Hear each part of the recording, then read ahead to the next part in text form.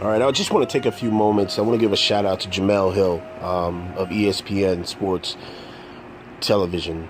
You know, I know at times for the black community, we are weighed down by a lot of the cooning and buffoonery that has taken place, especially within this last year and a half.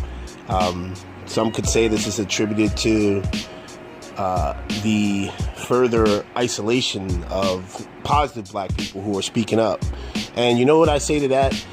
You know what? In these times, we're really seeing who's about the forward momentum of our community and who's about the detriment of our community.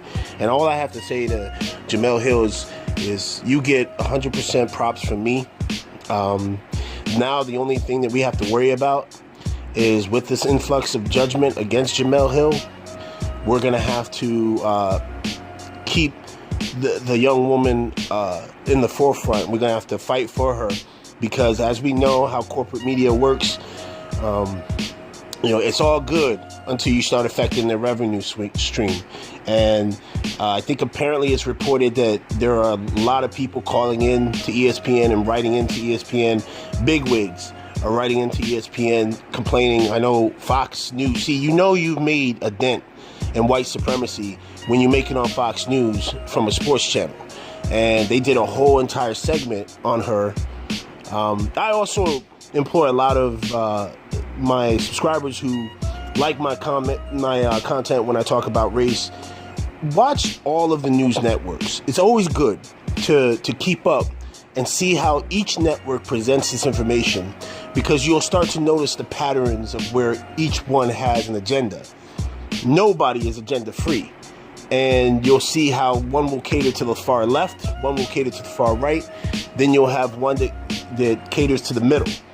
And they often try to play off each other and try to play each side against each other.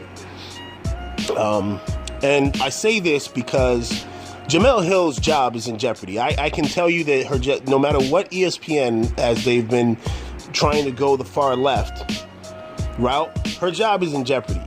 And I don't want to see the sister out here by herself and nobody else is standing up for her.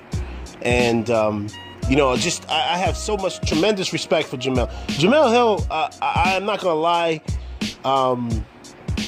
she had her issues. We all know she was fired from ESPN First Take because she bumped heads again with the white supremacist and Skip Bayless. I've always been of the mindset that Skip Bayless is one of those white supremacists. He doesn't even try to hide it. What he does do is he manipulates the masses with the whole, he doesn't like the N-word with the hard ER. And he doesn't like using it. He's very sophisticated with his white supremacy.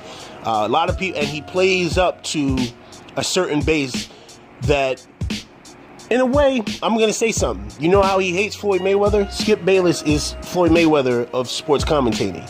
He knows how to rile up a base to make them hate him, but people tune in to watch him. And that's just what he does. But Skip Bayless is most definitely a white supremacist, and that's evident in just how he judges certain athletes and he determines what merit base certain athletes get and leeway for crimes they commit or lack thereof. I mean, just take a look at what he did with the whole Tom Brady talking, like he don't know about the Colin Kaepernick situation. Skip is very sophisticated with his bullshit.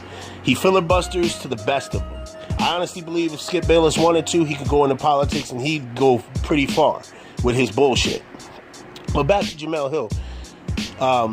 Again, props to the sister, respect to the sister, and from Quest X Boxing to Jemellle, you have my vote, and I appreciate you speaking up. More need to do it.